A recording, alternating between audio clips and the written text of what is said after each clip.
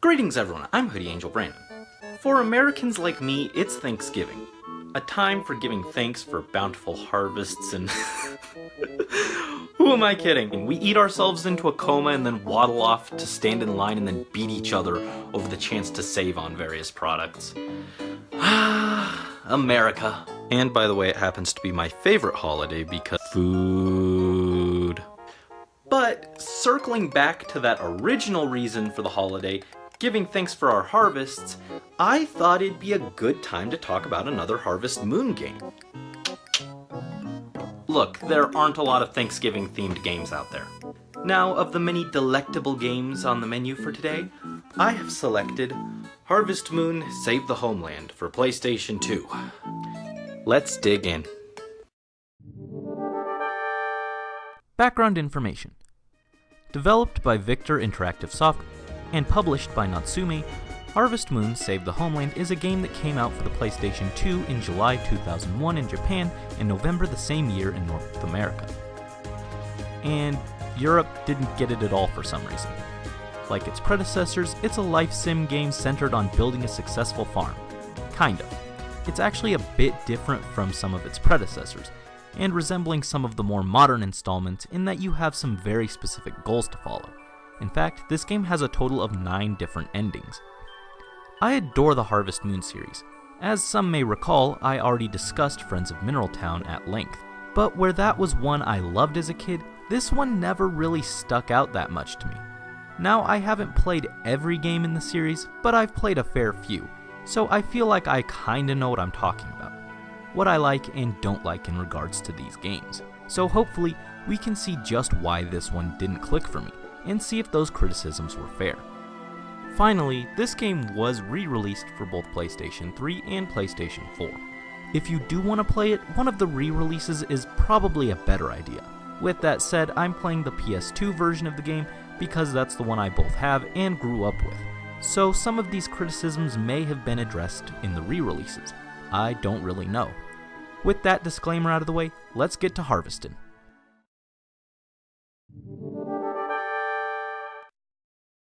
Story and characters.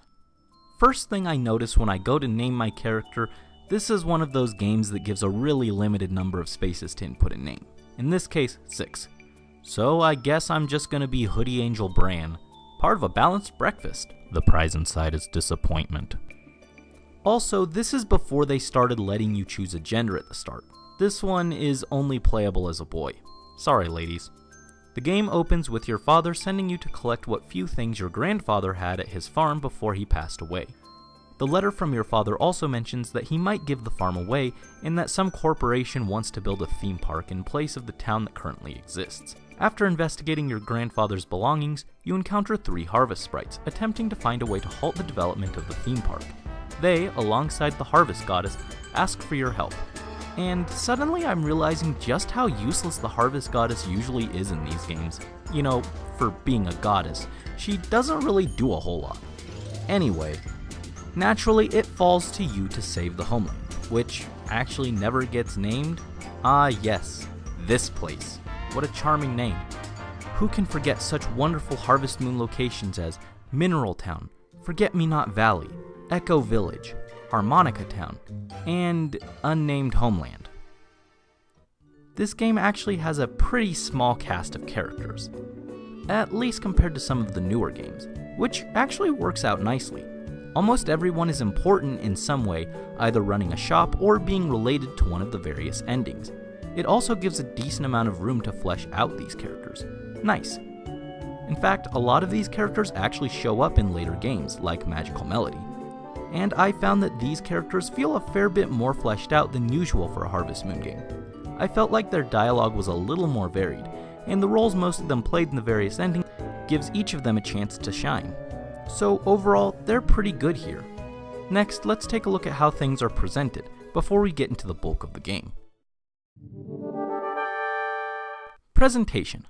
Graphically, for a PlayStation 2 game, it looks pretty good, though a little, I don't know, muddy? And the stupid hat that says toy. Just a boy with a toy hat. I'm just a boy toy. The character's movements and animation looks nice and fluid. These fields, though, they look flat out awful.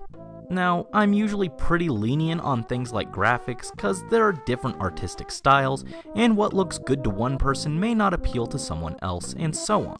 But these are just brown rectangles. No texture, just rectangles. In fact, textures in general are kinda lacking. And something I never saw as a kid, I was just sitting here prepping my fields around sundown when all of a sudden, look at this cartoon-ass sun. It looks like freaking MS Word clip art. It's so bad. How did this get approved? And they couldn't even bother to put a border around the answer box. There's one around the main text box. Why is it so hard to put one up here? In fact, the location itself is as lifeless as its namesake. Just a few shops, a villa, and a lake that hardly makes it an interesting place to explore. At least the main character is kinda cute, stupid hat aside. Characters look good in general, more so than most everything else. Like I said, I don't like to nitpick on graphics usually, but there are so many little things here. With that said, the music is actually pretty good, nice and charming, as is the Harvest Moon norm. It does have the same repeating problem though, but it changes enough as you move to different areas that it's not a huge deal. The music is probably my favorite part of this game. Without even realizing it, I found myself humming along. Next, let's talk about the game itself more in depth. Gameplay. The controls took a little getting used to, though that might just be how infrequently I use a PlayStation controller. You can use L2 and R2 to scroll through tools, and R1 is to put away a held item. I mixed this up quite a few times and instead ended up throwing an item on the ground instead of putting it away. Just as in real life, I'm a klutz. While I appreciate the fact the screen doesn't have clutter, it's a little weird to not have things like day and time on screen. I'm not wild about having to open the menu just to check the time. Oh well. Speaking of, the inventory screen has various info like date, time, your current energy level, and of course your items. You can press select to view item details. I will give points for stacking multiple items and having separate space for tools, key items, and standard items. Inventory management is an annoying part of a lot of Harvest Moon games, and I think they did a great job with it here. With that in mind, it's pretty much a blank check to hoard everything. Actually, you kind of need money, so you need to sell most everything. But once you buy all the things, you can hoard everything! Unlike most of the other ones I've played, you don't have a shipping bin. You have to manually take things to the store to sell. This can be a pain. Each shop buys different things too, making it even more inconvenient. And you don't just go into your inventory to sell, you have to pick the item from a list. You can also pull up the map, though I don't think it's super helpful. I already mentioned I found the location to be lacking, but look at this, it's so small. It really is a screen cap of the whole game. Small. Compared to say, Friends of Mineral Town or even A Wonderful Life, it just doesn't feel like there's much to do, and what is there doesn't feel like it has much purpose. With that said, as small as the area is, time moves pretty fast to compensate. Speaking of time, there's only a year to halt the development, which means we're on a time limit, so let's get to work. The first thing to do is to start talking to people to make friends with them. Based on who you're friends with, you can make progress towards one of the game's 9 additional endings. For all you introverts out there, the lovely Harvest Goddess has some great advice for making friends. Just be assertive and talk to them. Actually, as is the norm with Harvest Moon games, the easier way to befriend someone is by giving people gifts. Time to romance the ladies. That brings me to everyone's favorite aspect of the Harvest Moon series, dating. Okay, I don't actually have hard evidence on that, but it seems like a fairly safe assumption. As they say, no waifu, no laifu. Except, you can't actually settle down and start a family, which is usually one of the end goals of a Harvest Moon game, and something everyone always looks forward to. Everyone has their favorite waifu and husbando they want to get with, but that feature isn't here. And without a waifu, how am I supposed to bring goddaughter Morgan into the world? Not happening. It takes 2 to tango, bub. I suppose just like in real life, I am fated to be alone. Can we at least get a body pillow or something? No? Okay. There are 9 additional endings, but in none of them do I get married, so frankly I don't care. If you happen to have the instruction manual, it actually gives a hint on each of the endings. Man, I miss when these were a thing. As a kid, I always did the goddess dress ending, but since it's Thanksgiving, I think the cake contest is more fitting. And Katie's cute too. I wouldn't mind spending more time with her since she's waifu material right here. Oh, wait, yeah, sorry, this game doesn't have waifu. After a few days of befriending Katie, I start this ending. Speaking of, if for some reason on an ending you're not making progress, raising friendship level with some of the key characters involved usually gets things moving. So the basic plot of this ending is that Katie wants to win a cake contest, which she thinks will stop the development of the land if the town gets famous for its cake. Okay? That logic is a bit out there compared to the other endings, which want to find a rare bird or butterfly to turn the area into a nature preserve. It's not like the cake can't be made somewhere else, but whatever. She wants to use the cake recipe your grandmother made for the contest, and needs you to go look around your house for it. Not like it was hard, someone just stapled it to the side of the dresser. And naturally, even though I gave her the recipe, she still wants me to get her the ingredients. This world would be lost without me. For this particular ending, this is about the only thing farming is good for, though it plays a larger role in a few others like the horse race. For the cake, we need a gold egg, gold milk, and something called moondrop dew that no one's ever heard of. So we have to get a chicken and a cow for the golden products, and find out about moondrop dew. Asking around with villagers, I found that the girls at the villa are likely to know something about it. Befriending Dia got me a magic book that talks about it, and returning that book to Katie, it turns out we need to perform a ritual on the night of the full moon with a girl we're close to in order to get it. Oh no, we need a man and a woman who love each other very much? A, that's discriminatory. Yaoi and Yuri are perfectly acceptable forms of love. B, we can't. I think I've pointed out the whole lack of marriage thing enough by now. Anyway, even though no one really believes the hogwash in the book, on the night of the full moon, we head up to the tiny harvest goddess Spring for the ritual, and instead of Katie, Dia shows up? What is this? She dares to send someone else in her place? Is what we have not special enough for her? But I threw eggs at you! This is how love works! Anyway, Dia and I make the moon dew, and she promises to take it to Katie.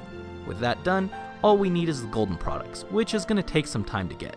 I suppose now is a good time to talk about farm work, since that's all there is to do at this point. In terms of crops, I must sadly report there are only 4 kinds: potatoes, tomatoes, corn, and breadfruit. How boring. At least they grow year-round, but still.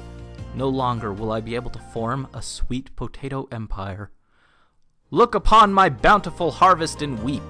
'Tis only corn and tomatoes, but that's not important. Okay, it kinda does matter. I guess the table will be a little empty this year. For animals, you can befriend and eventually adopt a dog, though unlike most games in the series, you don't get it at the start. You have to leave food in the dog dish until a random dog lets you pick it up. What, you don't just pick dogs up off the street? Don't judge me. You can also earn a horse by doing part-time work at the Brownie Ranch, which is also just a good way to earn starting cash to buy animals. Speaking of, at that ranch, you can purchase livestock, though don't waste your money on a chicken at first. You can buy an egg and put it in the incubator with your starting cash to get a chicken fast. This saves a lot of money. Of course, you can't just hatch a cow, so you need to actually buy one. At the ranch, they sell cows and chickens. I feel like something's missing. Wait a minute. Where are the sheep? Ah! My favorite part of a Harvest Moon game is making a massive flock of sheep and they aren't here. Where are they? 0 out of 10, worst game ever. Just leave me to mope. Where are my sheep? You can bring animals outside to graze in good weather and increase happiness faster for golden products. Unlike a lot of games where you need to win a related festival. In fact, there aren't even festivals here. No wonder it feels so boring around here. Gee, it sure is boring around here. You also naturally have to bring your animals in when it's stormy or they'll get sick. Moving animals is a monumental pain in the, horse. Not sure why, but it feels wonky compared to other games, and there's no item like the bell to help with it. Now it's just a lot of waiting on my animals to get happy enough to produce gold products. This is the closest to a standard Harvest Moon this game has. This is where the game starts to slow down. Where other games in this series have me constantly thinking about what else I need to do in my goals, this one is pretty much just autopilot. I was barely thinking about what to do. It's much more routine than others, just waiting for gold products to show up. So while we wait, let's talk about some other stuff. Aside from buying seeds and animals, there's not much to spend money on. Since you can't get married, there are only 2 house upgrades. Why would I spend time upgrading my house to get a kitchen when it's not used for any of the endings? Well, because I was running out of things to buy, obviously. You can also get a dog house, but not until you get a dog? That just seems like poor planning. Personally, I'd get a dog house first, but what do I know? This recipe list is pretty bare bones. Not a lot of options to cook with compared to, say, Friends of Mineral Town and later games. I guess that's excusable since this is earlier, but it does make the whole cooking thing kind of feel small. Especially since I very rarely ran out of stamina to the point where I'd need to eat something, since this game is mostly just talking to villagers. Speaking of stamina, you can get power berries too. One of them is actually really easy to find by cutting the grass on your farm. This will give a nice buffer in the early game, letting you accomplish more. There are more, but as I said, you don't really need the stamina all that much. One berry let me easily coast through the game. In fact, if you're really short on stamina, you can make a wish to the Harvest Goddess to have your energy refilled. So there's really no reason to cook or spend money on something at the bar. Just look at these wish options though. Ah yes, I wish for girl every year on my birthday. I guess it gets the point across, but something like increase affection or something would make more sense. This just feels lazy. On that note, you still can't get married, so just like my birthday wish, that ain't happening. Finally, character dialogue feels a bit more varied than typical Harvest Moon games. I mean, it's still mostly the same thing day after day, but it feels like it changes more often. I can't really say for sure, but you know what? This game's positive-negative ratio is looking a bit sad, so I'll chalk it up as a win. And there are some cute interactions, like making Katie flustered when I gave her a head pat. Aww. Anyway, after enough time passes with enough affection, your animals will produce gold products. Bingo and bongo, we're ready to wrap this up. Give the goods to Katie, she baked a cake, and a week later, we won the cake contest. And for some reason, that makes them not want to develop the land. Huzzah! We've saved the titular unnamed Homeland. I even got a kiss at the end. Ooh, naughty naughty, you know that's not allowed in this village. That wraps it up. There are still 8 more endings to play through if you're a glutton for punishment, and when you restart you get to keep all the items and animals you've acquired, though your friendship with villagers resets. If you know what you're doing, you can easily beat the game in the first half year. With that said, I think I'll call it here. Finally, let's take a look at my closing thoughts. Verdict. Part of what I love about Harvest Moon is that sense of progression as you build up your farm from a ruined mess to an agricultural empire. But here that feeling is lacking. Farming doesn't even feel that important compared to spamming giving key characters gifts to progress whatever story route you're on. Your farm kinda takes a back seat. It's different, and that isn't necessarily a bad thing, but in this case, it's just a bit too different for my tastes. It's not that it's a bad game by any means, it's just, for some reason it doesn't really feel like a Harvest Moon game. The time limit combined with the specific goals really limits what I feel like I can do. It lacks that sense of freedom I get with other entries in the series. Even in other games with goals like Animal Parade or Magical Melody, I feel like I can go about tackling the set goals at my own pace, and in Magical Melody, in my own way. Or I can just disregard them if I want. Not so here. Well, yes, you do have the choice of what ending to pursue, which will change how you play the game. I don't feel like I can just change how I want to play on the fly. For all the good parts, there's so much more holding it back from being great. I do appreciate the more involved characters and ease of organization, but there's so many series staples like sheep and dating that just aren't here, and things like limited crop options making it feel kinda bare bones. It is my least favorite Harvest Moon game that I've played, but it just makes me appreciate, or be more thankful if you will, for how great the others are. And this is the only Harvest Moon game I've played on PlayStation, so just saying. I guess if you want to do all the endings, it has a good sense of progression as each time what you have from the previous run carries over, but for just a single playthrough, it's pretty lacking. At least going back, I can see why this was my least favorite Harvest Moon game, even if I wasn't really able to see it then. With that said, I did have some fun with it. It may not be my favorite, in fact it's probably still my least favorite, but I still enjoyed revisiting it, at least to an extent. At least the game introduced some great characters from Magical Melody, so that's nice. If you're more into accomplishing specific goals in Harvest Moon games, this one might be for you.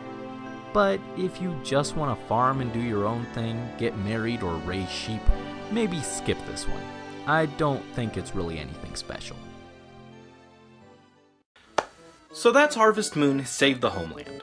I had a lot of fun taking a look at another Harvest Moon game for Thanksgiving, even if I didn't necessarily care for this particular one. Maybe next year we'll play another one that I actually enjoy. Now, if you'll excuse me, I need to go eat myself into a coma. Thank you all so much for watching as always, and until next time, this is Hoodie Angel Brandon wishing you all a happy Thanksgiving.